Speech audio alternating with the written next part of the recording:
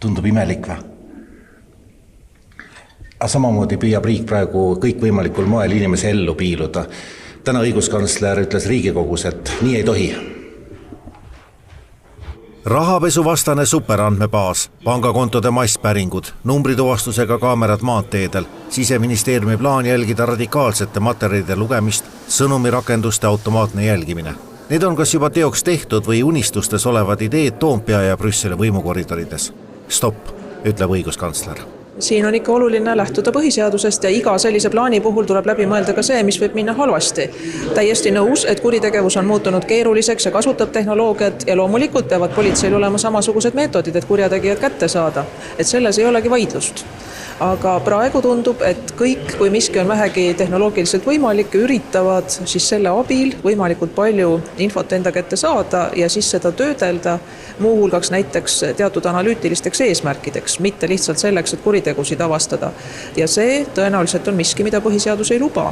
Vastav andmete uurimine peab olema väga läbimõeldud, aga lõpuni pahaks panna ei saa, et sellised jälgimise ja kontrolli eelnõusid järjest riigiametitest tuleb. Nii nendib isamaalane Riina Solman. Tegelikult tahaks öelda võib-olla nende inimeste kaitseks, kes agaralt neid eelnõusid ja mõtteid välja pakuvad, et nad tõepoolest nende alge võib olla, et kaitsta laiemas plaanis Eesti riiki. No näiteks selle Igor Taro siseministri viimase eelnõu puhul radikaliseerumise vastu. Et terroriste meie ühiskonnas juba liigub, et aja küsimus ilmselt, kui uus skandaal või keegi saab haiget, ilmselt see nii on ja selle kaitseks siis meile neid eelnõusid esitatakse. Madise nendib, et pruugib tulla vaid teine olukord ning meelsuskontrollil ja käitumise pealesurumisel on vahend kohe olemas. Need inimesed, kes tahaks totalitaarset ühiskonda, kes tahaks võimu terviklikkust võtta, on alati olemas.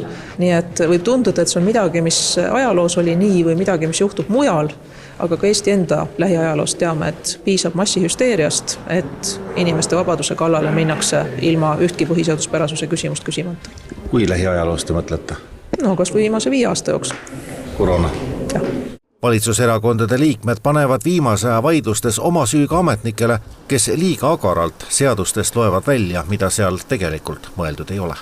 Vahetevahel ka siis vastavate asutuste või probleemidega kokku põrkuvad isikud ei mõtle nagu laiemalt, nad vaatavad ainult oma probleemi, nad ei hinda seda, kuidas see sobitub kogu ühiskonna sellisesse meeleoludesse ja vaatesse. Et unustatakse ära lihtsalt nagu selline hagija tunne tekib, eks, et me teame, tuntakse lõhna ja tahetakse kiiresti kätte saada. Nagu olevat veneaegne prokurörid ütlus, ükskõik keda raputades 5-6 aastat kukub ikka ning õiguskantsler oli väga kriitiline, et voli andmetega toimetamiseks antakse riigiasutustele laia käega nii-öelda oma ülesannete täitmiseks. Vaadake, mis need ülesanded on. Enamasti on see üks konkreetne loetelu, et tõesti kuritegude tuvastamine või siis maksudistsipliini rakendamine, maksuettekirjutuste tegemine ja nii edasi. Ja tavaliselt on seal lõpus analüüs ja muu. Et järelikult sisuliselt kõigeks. Kas see on selleks, et inimesed õiglaselt oma maksud ära maksaks, kas see on selleks, et saada kurjategija kätte? Või lihtsalt üritatakse tehisintellekt kõikide andmete peale midagi otsima panna?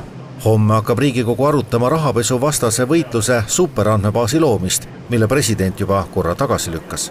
Uus versioon on kõpitsetud, aga sisuliselt luuakse kõikide firmade ja inimeste infost andmebaas, milles hakkab toimetama tehisintellekt ja otsima sealt inimeste tegevustes kahtlasi mustreid.